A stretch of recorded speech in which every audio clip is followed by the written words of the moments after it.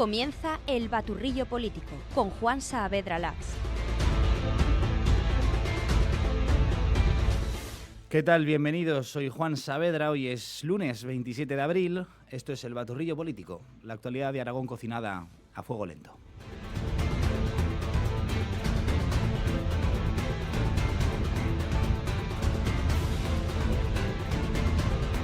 Contraste en Aragón. Por un lado, el debate de eso llamado prioridad nacional y por otro, la gestión de la regularización de inmigrantes.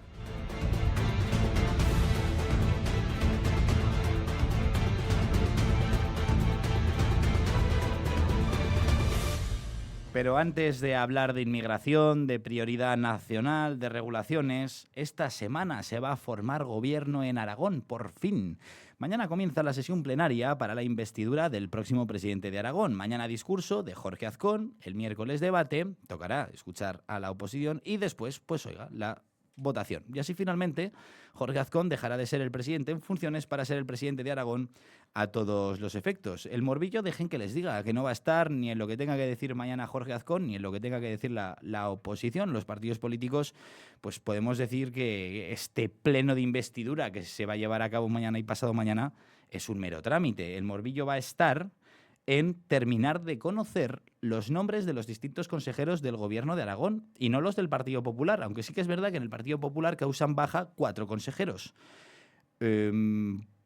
Los que tienen que dejar hueco a los consejeros de Vox dejan su cargo y además también va a haber una cara nueva, se llama Eva Valle, que se supone que va a coger la cartera de Economía. Fue anunciada por sorpresa por el presidente aragonés en plena campaña, ¿no? En cuanto a Vox, pues es que no hay nada confirmado. Todo apunta a que sí, a que Alejandro Nolasco va a ser el vicepresidente de Aragón, pero no se sabe todavía a qué consejería estará vinculada a su vicepresidencia. Tampoco se sabe quién va a ser el consejero de Agricultura, ni el de Servicios Sociales, ni siquiera el de Medio Ambiente, ¿no? Pero bueno, para Agricultura sí que es verdad que suena con fuerza Luis Biendicho, que fue mano derecha del anterior consejero de Vox antes de romper el pacto en 2024, pero no hay nada seguro y, pues bueno, tampoco se sabe quién va a ocupar el cargo de senador autonómico, ni siquiera quién va a ocupar el cargo de vicepresidencia en la mesa, ¿no? En la mesa de las Cortes.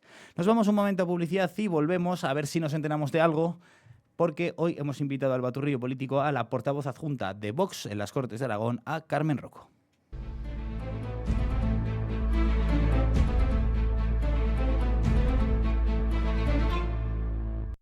Descubre La venganza del apóstol, la nueva novela de Isabel San Sebastián, la épica batalla de las Navas de Tolosa y el rescate de las campanas de la Catedral de Santiago, por la autora más vendida de novela histórica, La venganza del apóstol, de Isabel San Sebastián. Para tus eventos más especiales, Pink Blue, boutique y atelier de alta costura. Marcas exclusivas internacionales y costura a medida. Especialistas en fiesta, madrinas e invitadas principales. Visítanos en Gran Vía 44, Zaragoza. Pink Blue Costura, tu momento perfecto. Del 6 al 8 de mayo, déjate caer por la muestra de garnachas de la denominación de origen Campo de Borja. Te esperamos en el Gran Hotel de Zaragoza para catar increíbles vinos, probar diferentes tapas y enamorarte de la garnacha.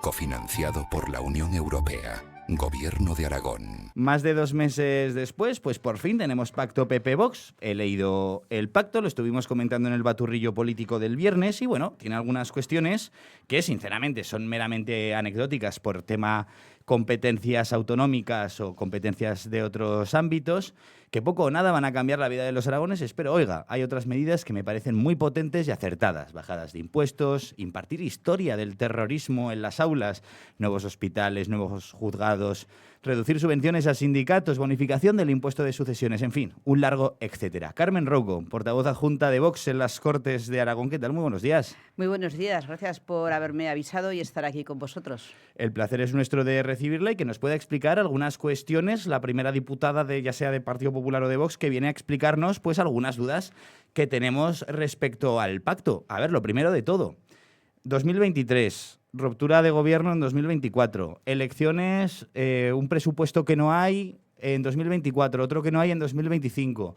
elecciones anticipadas y después de 2 meses y medio, pacto. Que, como he dicho en mi introducción, oiga, hay temas muy positivos. La pregunta que se hace el ciudadano de a pie, ¿tanto para esto? Bueno, eso se lo tendrá que preguntar al Partido Popular, que es quien ha provocado estas nuevas elecciones y gastarse 12 millones de euros de los aragoneses. Lo cierto es que incumplieron un pacto y por eso salimos de los gobiernos. Pero ahora los aragoneses lo que han dicho es que quieren el doble de Vox y un poquito menos del Partido Popular. Por lo tanto, hemos hecho más políticas, más programas y de ahí este pacto de gobierno. Por supuesto que no es nuestro programa entero ni nuestro ideal, pero desde luego es el doble de políticas de Vox, que para eso nos han votado los aragoneses. Señora Rouco, el sintagma nominal de moda, el concepto de moda, prioridad nacional. ¿Me puede explicar qué diantres significa exactamente prioridad nacional? Lo que nos deberíamos de preguntar es que el hablar de prioridad nacional esté causando esta polémica, que, por otro lado, yo creo que es una polémica más de los contertulianos, de algunos periodistas, de algunos grupos políticos, porque la realidad es que cuando tú vas a la calle, la gente te lo agradece. Te dice, ya era hora, por fin los españoles primero, por fin los aragoneses primero en nuestra tierra. Y por eso había un momento en que había ya que plasmarlo y decirlo, los españoles primero, los aragoneses primero.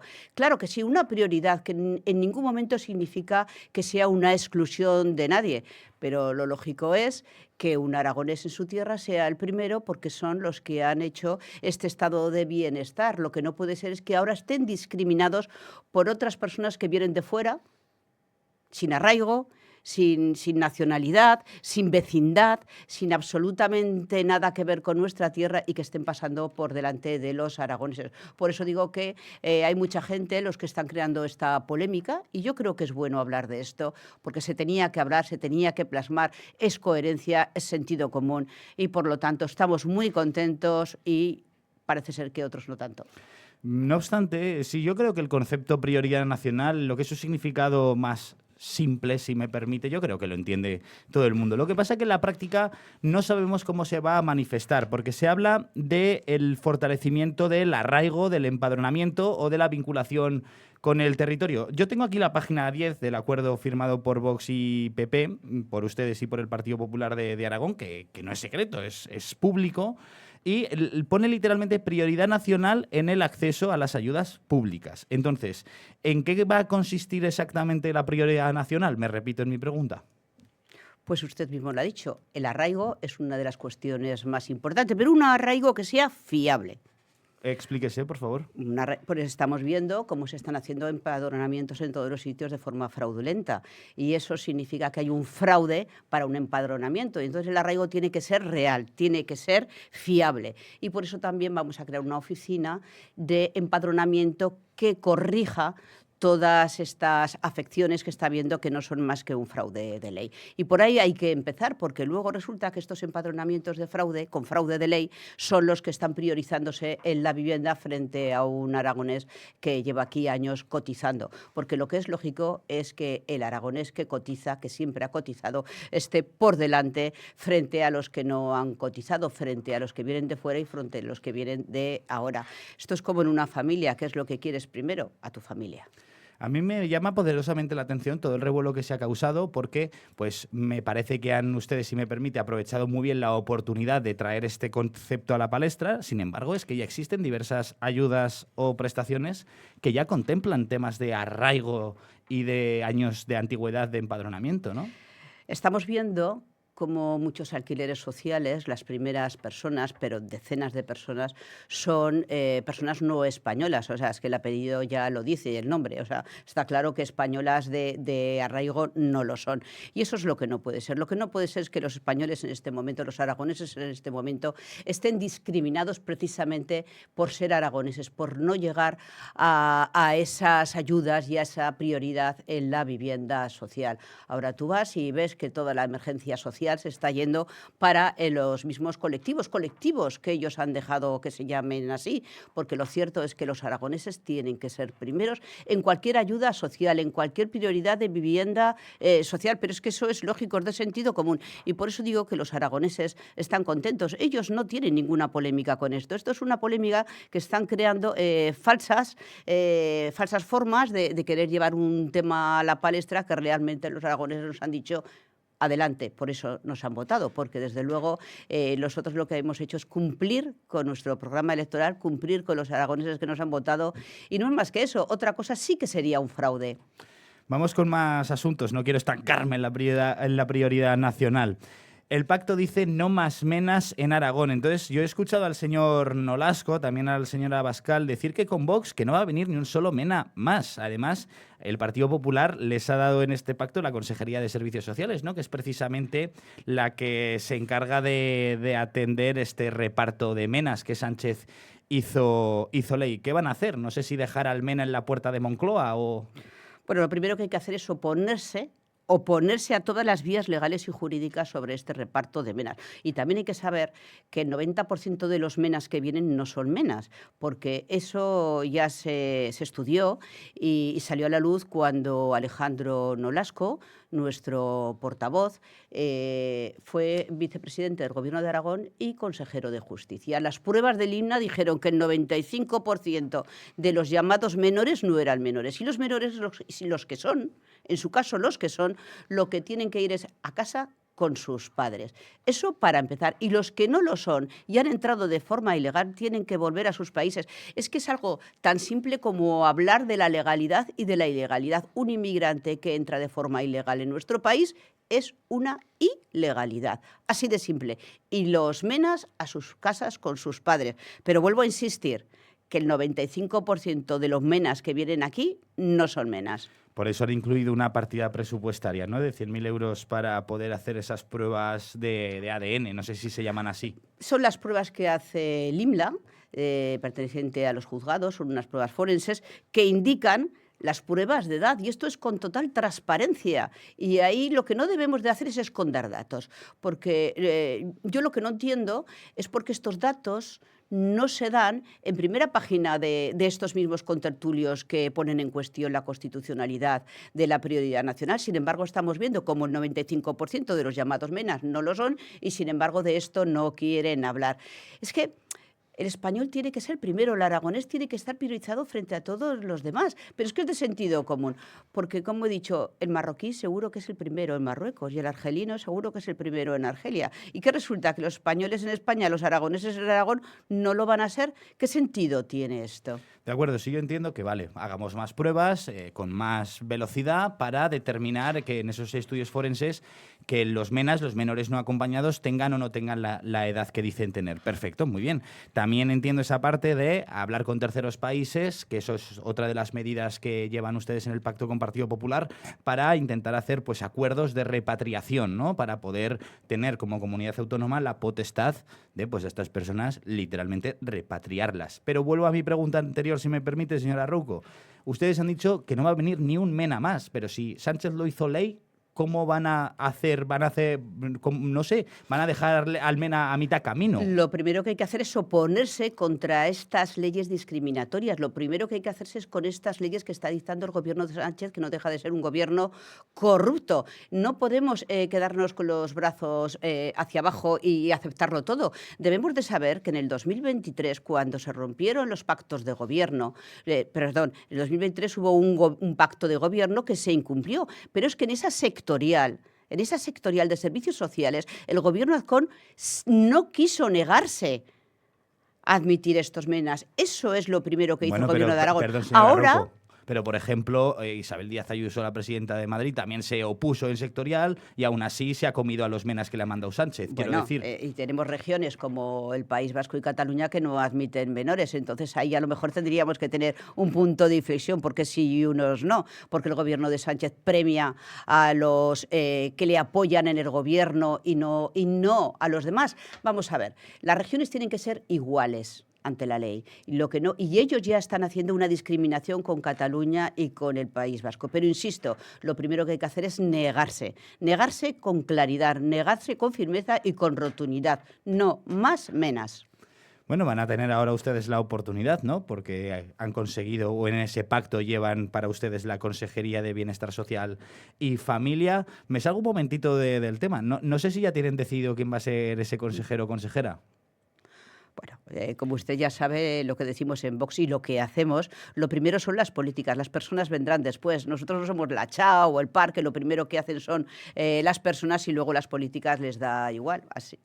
No, nosotros primero las políticas, esas políticas que queremos que lleguen a los aragoneses, que les hagan la vida mejor, que reciban lo que hasta ahora se les ha discriminado, que tengan esa seguridad jurídica, que tengan ese apoyo de las instituciones. Y eso es lo primero. Después ya se hablará de las personas y déjeme que sea prudente. Por supuesto, yo apelo, me parece estupendo su prudencia. Yo le voy a lanzar una última. No sé si dentro de una semana usted será la portavoz a todos los efectos y no portavoz adjunta de su formación.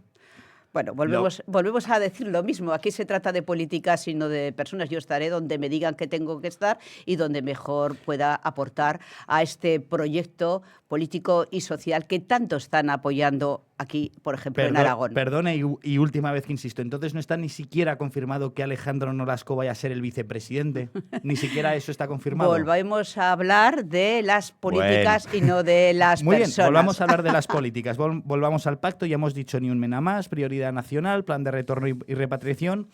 Verificación de edad de los inmigrantes ilegales. Estaría con usted todo el programa, pero bueno, tengo que dar paso a más contenidos. Me parece muy astuto por su parte haber conseguido eso que siempre le han pedido al señor Azcón, ¿no? Hacer auditorías para cuantificar los gastos vinculados a la inmigración masiva. El pacto también lo incluye. Claro, pero no es que sea astuto, es que es transparencia pura y dura. Estamos siempre hablando de la transparencia y resulta que los aragoneses no podemos saber lo que cuesta un inmigrante ilegal cuando va a los servicios sociales, cuando tiene una ayuda. No podemos saber quiénes están accediendo aquí a las ayudas sociales. ¿Por qué? ¿Por qué no podemos saber qué nos está costando a todos los aragoneses estas políticas hasta ahora nefastas del Gobierno de España y que el señor Azcón todavía no ha querido hacer públicas? Claro que se va a hacer una auditoría, qué menos, ¿verdad? Por ejemplo, sí que sabemos que 3 millones de euros se gastan en las políticas de género de la bicicleta, porque ¿sabe una cosa? ¿Nos puede explicar bien qué es esto de las políticas de género de la bicicleta? Porque en campaña se lo escuché varias veces al señor Nolasco y me falta un poco de contexto. Pues le voy a decir, es la estrategia de la bicicleta en Aragón, que ya me parece bien, unas políticas de bicicleta, de fomento, de competiciones, en el Sobrarbe y tal y igual. Pero lo que no puede ser es que 3 millones de euros se vayan al género en la bicicleta, que no es más que, por ejemplo, y lo puedo decir literal, porque lo leí, lo estudié y por eso votamos en contra, porque hay cosas que no pueden ser. 3 millones de euros para saber cuántas mujeres empoderadas van en la bicicleta. O, por ejemplo, saber cuántas mujeres suben la bicicleta al tren o cuántas mujeres dejan de practicar el deporte de la bicicleta. ¿Eso no le parece que es tirar el dinero? ¿Cuántas carreteras se podrían hacer con 3 millones de euros? Pues seguramente se arreglaría más de una. Bueno, yo me voy a quedar, se puede imaginar mi opinión al respecto, pero voy a permanecer neutral o al menos intentarlo. Bueno, mucho hemos hablado de inmigración. Por último, llega la famosa bajada de impuestos en el IRPF, sucesiones, actos jurídicos documentados. El Heraldo titulaba este fin de semana que al menos van a dejar de ingresarse 190 millones de euros en unos primeros cálculos orientativos. ¿Cuadran las cuentas? Es decir, por recaudar menos salen las cuentas. Usted se ríe. Me río porque fíjese si las familias aragonesas están cuadrando las cuentas con todo lo que está subiendo el alquiler, la compra de la vivienda, la gasolina, e intentan cuadrar sus cuentas, ¿verdad que sí? Bueno, hay que decir primero que el Gobierno de Aragón ha ingresado más de 100 millones extra de impuestos relacionados con la vivienda, ¿verdad? Pues a lo mejor esos 100 millones de extras ya, menos 190 que dice, quedan 90. Pero, por ejemplo, estamos hablando de todas esas políticas de género, todas esas políticas climáticas que en nada ayudan al ciudadano. Tenemos que ver todas las ONGs que reciben ayudas, subvenciones, que nada tienen que ver para el ciudadano, que a lo mejor se gastan el 80% en estructura, que a lo mejor están colaborando con la inmigración ilegal. Entonces, cuando queremos tener dinero para lo que a los aragoneses le importa, claro que sí. Hay una estructura enorme en todas las instituciones que se ha ido dejando crecer y desde luego no estamos hablando de cosas baladí, son muchos impuestos que se pueden bajar y resulta que si tú vas a la calle y le dices a los aragoneses que prefieres la estrategia de género de la bicicleta y saber cuántas mujeres empoderadas van en bicicleta o que te bajen el tramo del IRPF autonómico. Seguro que la respuesta está muy clara. Bueno, podríamos seguir así toda la semana, todos los baturrillos políticos de toda la semana. Dado que señora Rouco no me ha dado ninguna pista, al menos le voy a intentar, no sé, lanzar una pregunta y rodear. Mañana tenemos pleno de investidura con el discurso de Azcón, si no me equivoco, el miércoles la réplica del resto de grupos. Entonces entiendo que el miércoles por la tarde Azcón será investido presidente o en esa votación, no sé exactamente cómo va. ¿Cuándo vamos a conocer los sillones que ocupa Vox en este gobierno de coalición? ¿El miércoles, el jueves, la semana que viene? Bien, vamos a hablar primero de esos sillones para aplicar las políticas que Vox ha incluido en el pacto de gobierno, dado que los aragoneses nos han votado el doble y tenemos el doble de los diputados. Escucharemos el discurso del señor Azcón, escucharemos los discursos de los demás portavoces de los grupos parlamentarios y luego ya se decidirá. Eso está claro. Primero políticas, luego personas. E insisto, déjeme ser prudente. Sí, yo le dejo ser prudente. Y paciencia. Pero entienda que yo también hago mi trabajo sí, y usted, señora Rouco, no suelta prenda. Carmen Rouco, portavoz adjunta de Vox en las Cortes de Aragón. Gracias, buenos días. Muy buenas gracias. Digo, muy buenos días. Gracias.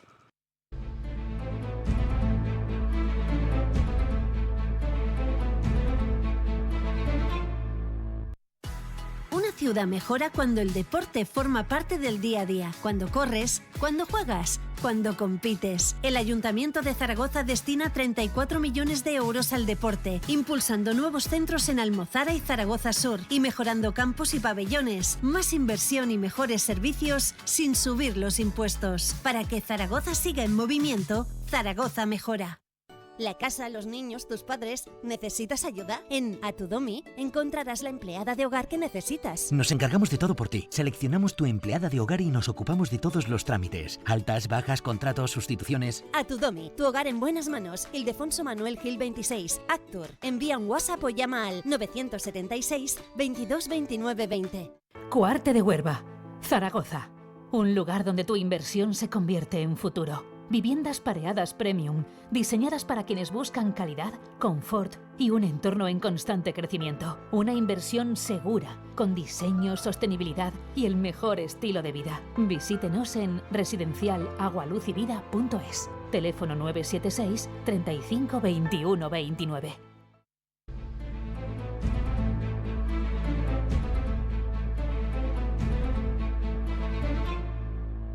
Bueno, y mientras que en otros ámbitos se sigue debatiendo ese concepto de prioridad nacional, la realidad de los ayuntamientos en las ciudades sigue siendo la regularización extraordinaria de inmigrantes. Hoy ha empezado la atención a los migrantes en la Casa de las Culturas, en Zaragoza. Hablamos con el consejero del Ayuntamiento de Zaragoza, Carlos Jimeno. Señor Jimeno, ¿qué tal? Muy buenos días.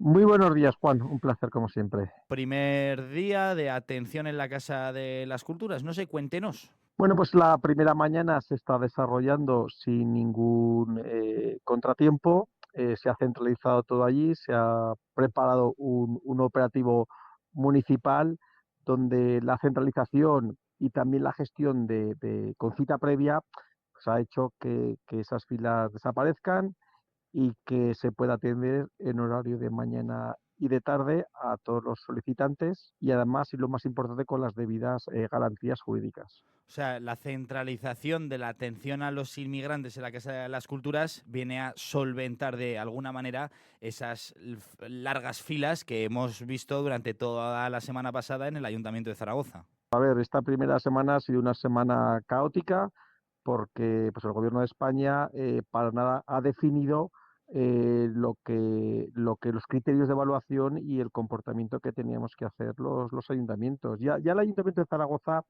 hace 2 meses avisó al delegado del Gobierno de que esta situación se podía generar.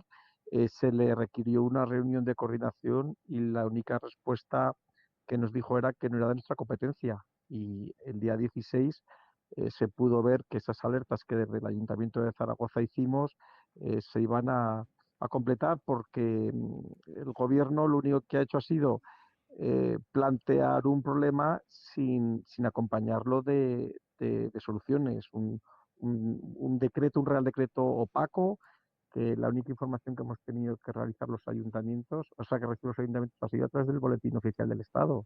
Ninguna consigna, ningún criterio de evaluación, y la consecuencia ha sido lo que se ha visto en todos y cada uno de los ayuntamientos Pero, de pero, España. consejero, entiendo que la información o las instrucciones siguen sin llegar y que el atender ahora a los inmigrantes en la Casa de la Escultura no soluciona realmente el problema. Quiero decir, al final, ustedes lo que han hecho es evitar que se den esas colas en el Ayuntamiento de Zaragoza y trasladar el problema a la Casa de las Culturas, me imagino que bajo un protocolo de actuación o de atención.